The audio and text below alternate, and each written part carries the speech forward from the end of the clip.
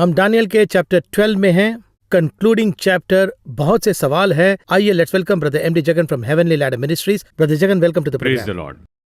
Daniel chapter 12, इसके अंदर बहुत सारी गहराई की बात इसके अंदर है। और इसके अलावा हम इसे क्या डैनियल के कंक्लूजन के नज़रिए से देखें या फिर डैनियल का अगला एटर्नल लाइफ के लिए का आरंभ हम इस नज़रिए से देखें, ये सवाल से मैं शुरू करना चाहता हूँ। ज़रा बताइए। ऐसा है, इससे अंत कहे या किसी और बात की शुरुआत कहे, इस तरह से आप पूछ रहे हैं। असल में क्या है, दानियल को एक विषय बताकर खत्म करते हैं और जिसे शुरू करना चाहिए उसे वो शुरू करते हैं। एक भविष्यवाणी कर दी है, अब वो भविष्यवाणी पूरी करनी है। वो कब से शुरू होगी? आगे होशे से शुरू होगी। तो इसी तरह से ये दानियल की किताब है, सब जानते हैं। एक अंत फिर शुरुआत, एक अंत फिर शुरुआत, ये रिले रेस के जैसे है। भविष्यवक्ताओं की किताब को हमने इस तरह से रखा, छोटा भविष्यवक्ता, बड़ा भविष्यवक्ता, इस तरह हम कहते हैं। ऐसा नहीं है। देखिए, सभी भविष्यवक्ता हैं। उसमें ये जो दानियल है, यशायाह में देखा जाए तो 66 अध्याय हैं, यहाँ 12 अध्याय हैं, तो इसलिए उसमें ज्यादा है, इसलिए वो अच्छी किताब है। और ये तो एक छोटी किताब है, ऐसी बात नहीं। हर एक के पीछे एक बड़ी गहराई है। अब तक हमने 11वें अध्याय को जितना हो सके उतने गहराई से देखा है। इस 12वें अध्याय को देखने पर इसे पूरा करके एक एपिसोड में खत्म कर सकते।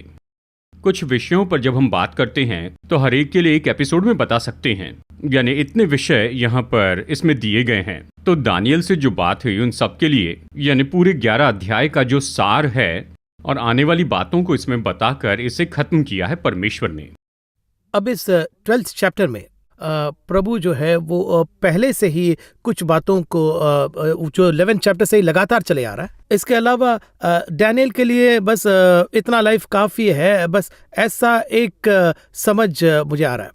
इस 12 चैप्टर को हमें कैसे पढ़ना है, कैसे बताइए। How do we approach this? आपने जो सवाल पूछा उसका जवाब देता हूँ। ये तो वचन 13 में है, अब तू जाकर अंत तक ठहरा रहे और तू विश्राम करता रहेगा और उन दिनों के अंत में तो अपने निज भाग पर खड़ा होगा। ऐसा है। तो दानियल के लिए अभी भी जानने की आशा है। अगर आप 7वें अध्याय से देखते आए तो यहाँ दानियल का स्वभाव दिखेगा और सभी विश्वासियों में इस तरह का स्वभाव होना तो बहुत ही महत्वपूर्ण है। देखिए क्या कहता है दानियल की किताब अध्याय 7 में।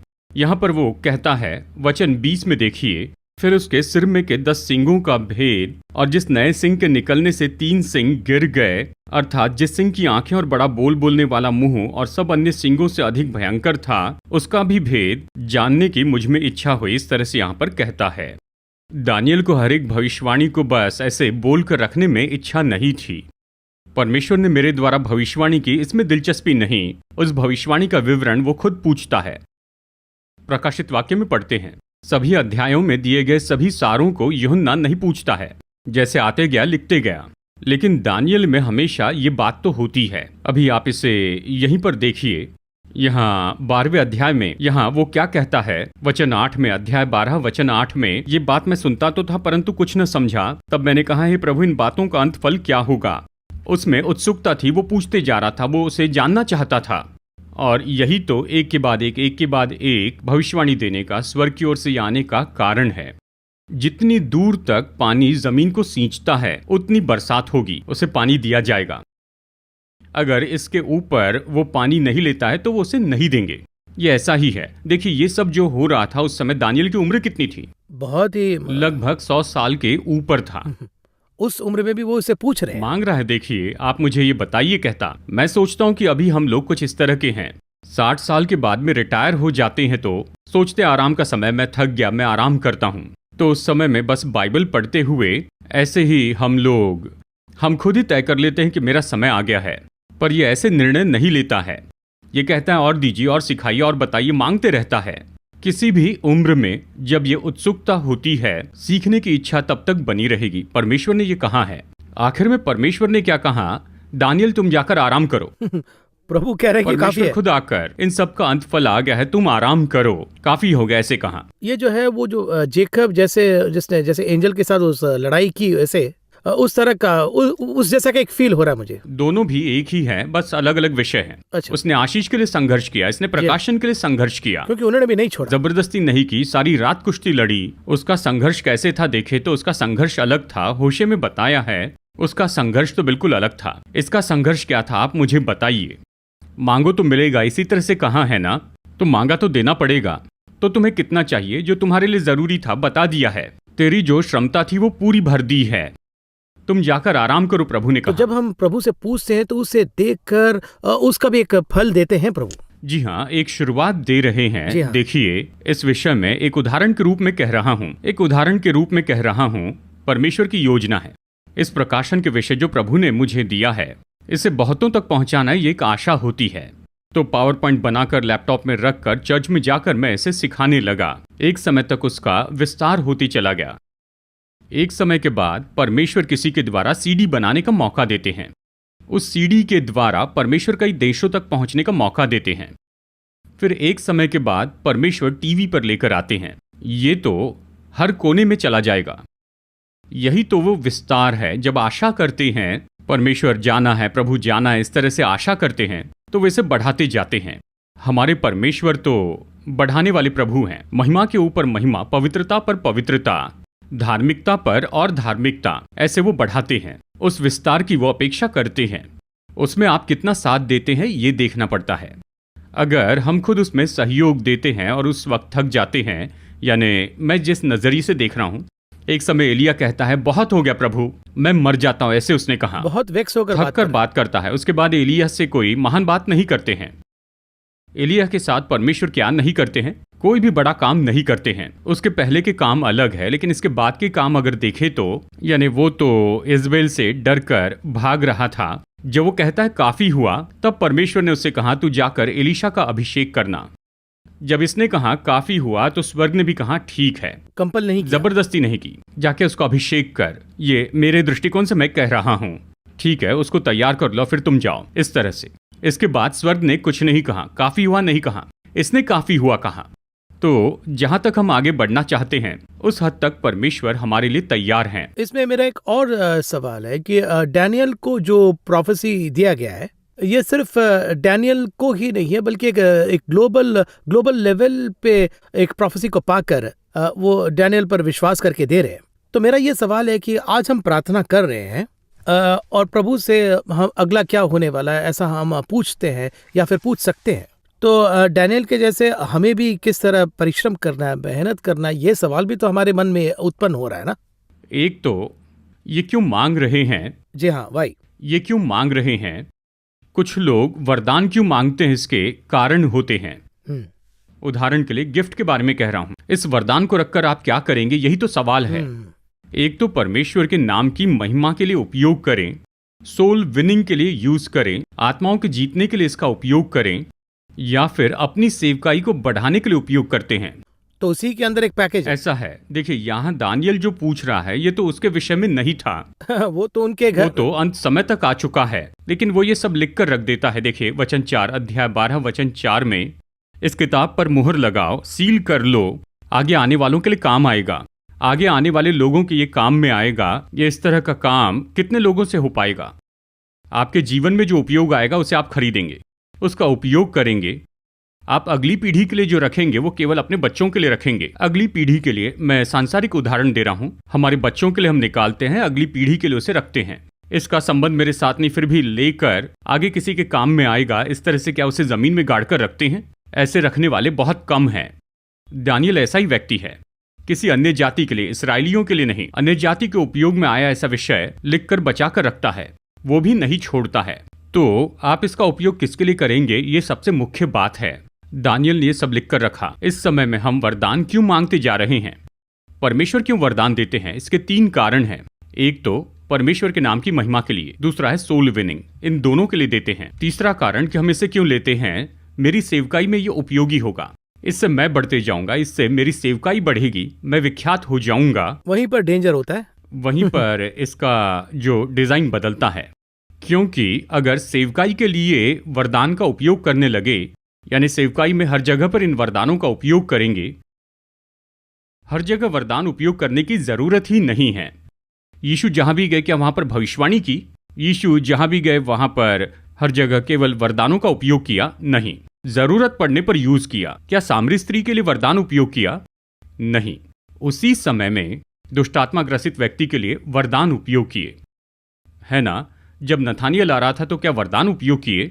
जहां वरदान उपयोग करना चाहिए था वहां पर किए थे। परमेश्वर से हर विषय को हम कैसे लेते हैं, कैसे देखते हैं, अगर इसे देखें तो उसमें हमारे लिए कुछ नहीं होना चाहिए। दानियल जैसे रहेंगे तो स्वर्ग जो है कहेगा बस हो गया, तुम जाकर आराम करो, इस तरह से हमें देखना शुरू करेगा।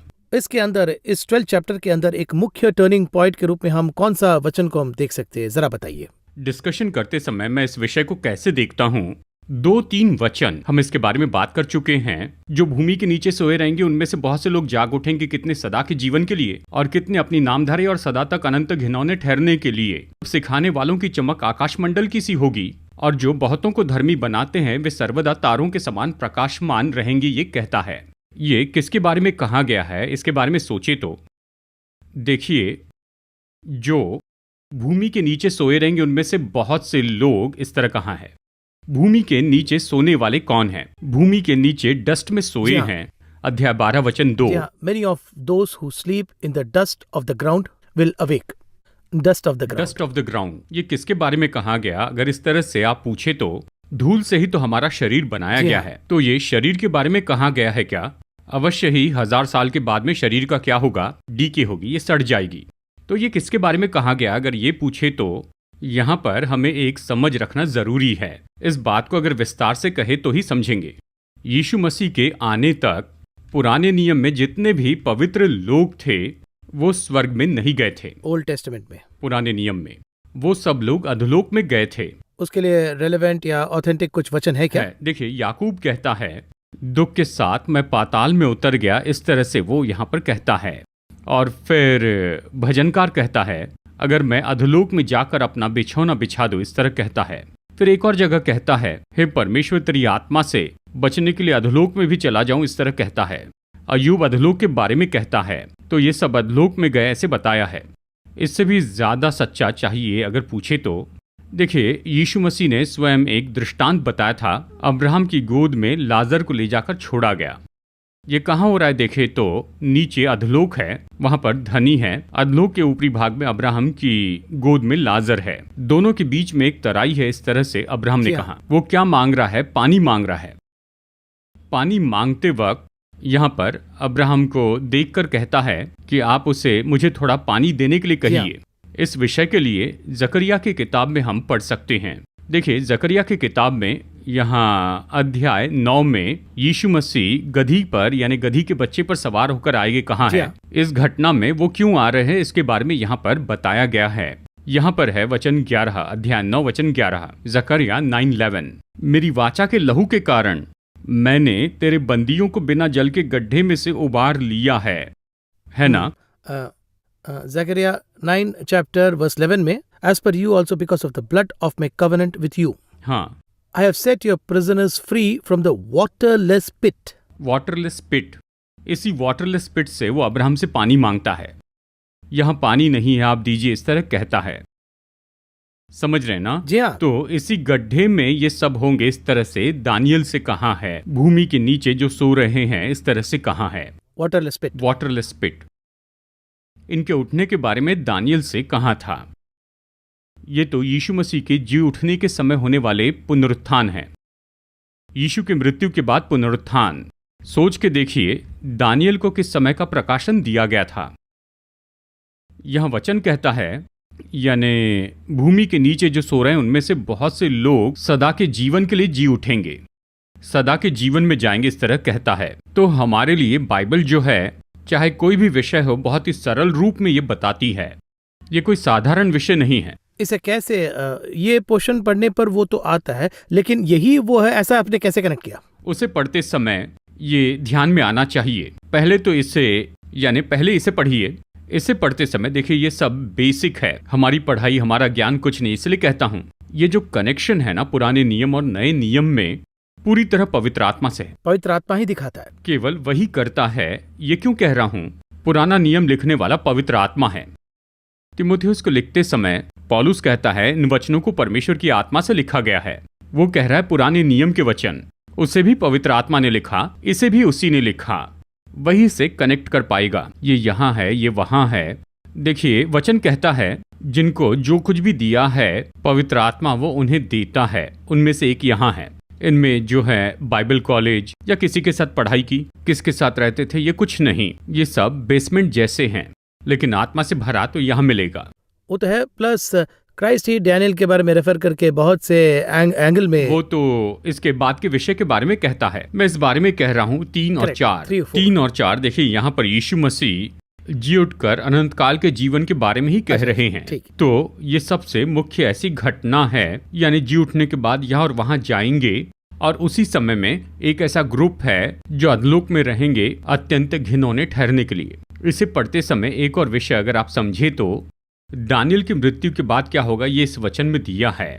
ओहो, दानियल से परमेश्वर ने एक बात छिपाई थी, पर वो आपको और मुझे बताते हैं। हम दानियल से बड़े हैं ऐसा नहीं कह रहा हूँ, क्योंकि हमारे लिए नया नियम आए इसलिए छिपा कर रखा। यहाँ देखिए, ये कह के दानियल पूछता है वचन 6 में, तो जो पुरुष सन का वस्त्र पहने हुए नदी के जल के ऊपर था, उससे एक ने पूछा, इन आश्चर्य कर्मों का अंत कब तक होगा? जी हाँ, how long will it be until the end of this wonders? अंत कब होगा? अगले वचन में ये कहता है, तब जो पुरुष सन का वस्त्र पहने हुए नदी के जल के ऊपर था, उसने मुझसे कहा कि 3.5 काल तक, 1 काल और 1 काल और 1.5 काल, ये कितने वर्ष हो गए? अगर हम इसे समझ गए, प्रकाशित वाक्य में चलते वापस हैं। प्रकाशित वाक्य में 12वें अध्याय को देखते हैं। प्रकाशित वाक्य 12वां अध्याय वचन 14 को पढ़ते हैं। 12-14 को आइए पढ़ते हैं। देखिए क्या कहता है। उस स्त्री को बड़े उकाब के 2 पंख दिए गए, जहां वो एक समय और समयों और आधे समय तक पाली जाए। कहता है, But the 2 wings of the great eagle were given to the woman, हाँ, so that she could fly into the wilderness to a place where she was nourished for time and times and half a time for the presence of the serpent. यहाँ पर क्या है Daniel में? वो link हो रहा है ना? एकदम लिंक हो रहा है। It could be for a time, times and half a time. वो जो टाइम जो शब्द है वो उसका लिंक हो रहा है। बिल्कुल परफेक्ट है। दानियल से क्या कहा गया है? अभी तुम जाकर आराम करो, यीशु मसीह आएंगे, सब फिर जी उठेंगे। तब ये 3.5 साल कहता है। सही तरह सिंक हो रहा है। बिल्कुल करेक्ट है। देखिए यहाँ पर यह सिखाया गया है, यीशु मसीह आएंगे, सब फिर से जी उठेंगे। बीच में चर्च आएगा, ये उनके लिए नहीं है। चर्च का 2000 साल का समय इसमें नहीं है। पर क्योंकि हम इस एरा में हैं, हमें यह समझ में आ रहा है। हमें यह भी पता चला है। देखिए इतना बड़ा विषय यहाँ 2 वचनों में दिया है। तो ये जो एक काम है जो दानियल से छिपाया गया था, पर यूहन्ना को प्रकाशन दे दिया गया। एक और एंगल से इसे अगर देखा जाए तो वो सोचने वाली भी बात है और डर की भी बात है। डैनियल को जो बात छिपाई गई है वो हमें समझ में आ रहा है, तो ये हमें कितना रिस्पॉन्सिबली उसे करना है, ये बात दर्शा रहा है ना। जी हाँ, जिसे अधिक दिया जाएगा उससे अधिक की मांग भी की जाएगी, ये वचन कहता है। हाँ। जो दानियल को दिया गया था उसे दानियल ने पूरा किया था। उन्होंने अपना काम कर जो दिया। उसे करना था उसने पूरा किया। उसे केवल लिखकर नहीं रखना था, पर्सनल रूप में। हम यही समझ सकते हैं कि यानी इसे समझने के लिए हमें ध्यान देना होगा। नूह को जहाज बनाने के लिए कहा, तो क्या नूह ने केवल जहाज बनाया? यानी उसने सेवकाई के बारे में कुछ नहीं किया, उसने केवल जहाज बनाया। नहीं, कितने सारे ऑल्टर कॉल उन्होंने दिया है, कितना। हाँ, ये ऑल्टर कॉल उत्पत्ति में नहीं है। वो तो लगातार कर रहे हैं। उसने जहाज बनाया, केवल इतना ही है, लेकिन वो जाकर प्रचार भी करता है। और ये जो बात है पतरस की किताब में बताई है, लेटर ऑफ पीटर में बताया है। तो फिर दानियल ने इतना सब लिखने के बाद क्या वो चुप रहा होगा? एक जहाज बनाओ ऐसा कहने पर वो उसके साथ जाकर लोगों को प्रचार भी करता था। एक प्रकाशन के लिए हनोक ने प्रचार किया, इस तरह से यहूदा की पत्री में है। इतना प्रकाशन पाने के बाद दानियल क्या चुप रहा होगा? निश्चय ही उसने जाकर दूसरों को बताया होगा। इतने विषय के बारे में दानियल ने बताया। अब हमें उससे भी ज्यादा दिया गया है, तो हमें कैसे होना चाहिए? हमें से कितने लोगों तक पहुंचाना होगा? मैं हमेशा यही कहता हूं, इतने जो विषय हैं, कलीसिया इसे लोगों तक पहुंचाए। कलीसिया में बताना काफी है, क्योंकि नया नियम कलीसिया को बताने को कहता। कलीसिया को बताए तो कलीसिया ले जाएगी। उसमें भी रेवलेशन में 7 प्रकार के चर्च के बारे में सुंदर तरीके से परमेश्वर ने बताया, इन सबको कलीसिया के लिए लिखो। नए नियम का हृदय तो चर्च है। चर्च के अंदर ही सब कुछ है, चर्च की तरफ से ही सब कुछ जाना है।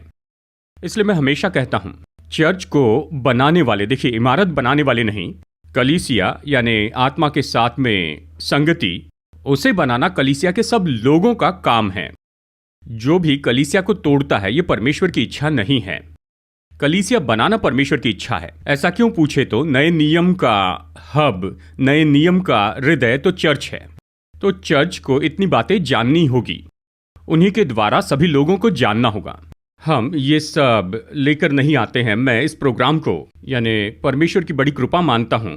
ऐसा क्यों है? इसके जरिए जिन लोगों तक नहीं पहुंचे उन तक हम पहुंच पा रहे हैं। सभी तक पहुंचने का मौका है या नहीं पता नहीं। हम बहुत से लोगों तक पहुंचे हैं, लेकिन जिन तक पहुंचा नहीं जा सकता था इस प्रोग्राम से, उन तक पहुंचे हैं। देखिए, हम कई जगह पर जाते हैं, जहां भी जाए वो गवाही देते हैं। आपका प्रोग्राम हमने देखा, आपसे हमने बहुत सी बातें सीखी हैं। बहुत से लोग इसके नोट्स बना रहे हैं, इसके पूरे नोट्स बना रहे हैं। एक भाई ने अपने पूरे नोट्स की बुक्स मुझे लाकर दी। हम क्या कर रहे हैं इस पर? तो देखिए, परमेश्वर ने जो रहस्य बताए हैं वो सब यहां पर दिए गए हैं। दूसरी बात, तीसरा वचन, सिखाने वालों की चमक आकाश मंडल की सी होगी। जो बहुतों को धर्मी बनाते हैं वे सर्वदा तारों के समान प्रकाशमान रहेंगे। अनंत जीवन, इटर्नल लाइफ के बारे में प्रकाशन दिया है। जी हाँ, इसमें एक बेसिक फंडामेंटल सवाल है। परमेश्वर के साथ जो जीते हैं वो एक सवाल है।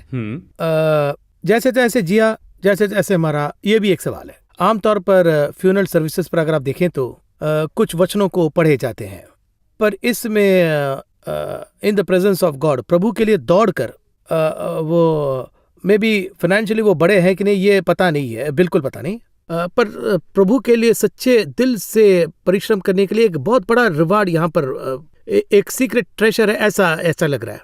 आपने जो शब्द कहा उसे थोड़ा बदले तो पूरा अलग हो जाएगा। आपने परफेक्ट कहा। परमेश्वर ने इसे मसीह में पूरा करना है। मसीह खत्म नहीं होंगे। उसमें एक छोटा सा ट्विस्ट है। छोटा ट्विस्ट है। बहुत से लोग ईसाई बनकर मर रहे हैं, जैसे आपने कहा। देखिए, फ्यूनरल में क्या होता है, मसीह बन के मरना जरूरी नहीं। मसीह यीशु केवल मसीह लोगों को बनाने नहीं आए, वो मार्ग बताने के लिए आए। स्वर्ग में जाने के लिए वो मार्ग बताने के लिए आए। अगर ये समझ आए, समझ में अगर आ जाए, प्रभु अक्सर एक वचन के द्वारा मेरे हृदय से बात करते हैं। He don't want you to be a religious, he want you to be spiritual। हमें केवल धार्मिक नहीं बनना है, हमें तो आत्मिक व्यक्ति बनना है। ओ इटर्नल का सोचना है। हम यहाँ धर्म की सेवा के लिए नहीं आए हैं, हम यहाँ परमेश्वर की सेवा के लिए आए हैं। इसका काम कहाँ पर जा रहा है इसे देखे तो अगर किसी में केवल धर्म की सोच आ जाए तो आत्मा की सोच जो है वो थक जाएगी। तो हमें इटर्नल के बारे में सोचना है, अनंत जीवन पर सोचना है। मैं ये क्यों कह रहा हूं अगर ये पूछे तो, जब अनंत जीवन देखा नहीं था तब अनंत जीवन के बारे में कह रहे हैं। यीशु की मृत्यु के बाद अनंत जीवन आया। यहां किसी को अनंत जीवन पता नहीं था। अनंत जीवन पता नहीं था, इसलिए ऊपरी अधोलोक में थे। यीशु आने के बाद मिलेगा ये पता था। भविष्यवाणी के रूप में परमेश्वर कहते हैं सदा के जीवन के लिए जी उठेंगे। देखिए कितना बड़ा प्रकाशन दानियल को दिया। दानियल को यह प्रकाशन क्यों दिया गया अगर ये पूछे तो, दानियल के बाद में, इन भविष्यवाणियों के बाद में कितने साल नहीं बताए, इन भविष्यवाणियों के बाद में यीशु आए और फिर पुनरुत्थान, ये सब कुछ बताया। फिर अनंत जीवन आया, उसके बारे में प्रकाशन दे दिया है। जो बहुतों को धर्मी बनाते हैं वे सर्वदा तारों के समान प्रकाशमान रहेंगे। क्या शब्द है कैसा है देखिए जो इसमें बताया है। तो ये एक तरह से ये तो है इटर्नल। इसके बारे में बात करते हुए देखिए, यानी अब तक यहाँ पर हमने पढ़ा है, पूर्ण रूप से देखा है। क्या यहाँ पर कहीं पर दुनिया की आशीष के बारे में लिखा गया है? सब कुछ एटर्निटी, इस जिंदगी से ऊपर कैसे क्या करना है उसी के बारे में ही। बेलशाज़र कह रहा है, मैं इसे यहाँ पर बताता हूँ, तीसरे स्थान पर रखता हूँ। मैं तुम्हें ये सब दूंगा। दानियल ने कहा इसे तुम अपने पास रखो। क्यों? मुझे जो आशीष मिलेगी वो अनंत काल की है। कहा जाए तो अगर मैं उसे ले लूं तो मेरा वो मिस हो जाएगा, ऐसा एक। अब ये जो शब्द है, अब्राहम ने भी यही शब्द कहा। सदोम का राजा उसे सब कुछ देता है, तो अब्राहम ने कहा आकाश और पृथ्वी को बनाने वाला परमेश्वर मुझे आशीष देगा, तेरा कुछ नहीं चाहिए।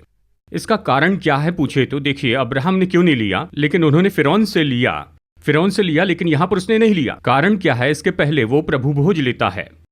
प्रभु भोज लेने वाला जानता है इस संसार की आशीषों से स्वर्गीय आशीष महत्वपूर्ण है। इटर्नल ब्लेसिंग, प्रभु ने यहां अनंत काल की आशीष के बारे में बताया। देखिए कितना बड़ा प्रकाशन है। बहुत ही सरल रूप में एक दो वचन में ही परमेश्वर ने प्रकाशन दे दिया। कहा जाए तो इस वचन के आधार पर हम और बहुत सारे चैप्टर्स भी कर सकते हैं, लगता है अभी कर इतने सकते सारे हैं। इसमें बहुत कुछ दिया है, इन अध्यायों में बहुत सी चीजें बताई जी हाँ, हैं, जी हाँ। तो हमें ये सब कुछ देखना होगा। अगले एपिसोड में देखेंगे। अभी एक्चुअली हम 12 चैप्टर में हैं, 12 चैप्टर के कंक्लूजन में हैं, और क्योंकि हमारे पास वक्त कम है तो हमें इसे अभी समाप्त करना पड़ेगा। इस 12 चैप्टर का अगला एपिसोड मतलब पार्ट 2, 12 चैप्टर का पार्ट 2, उसके अगले एपिसोड में हम क्या उम्मीद कर सकते हैं?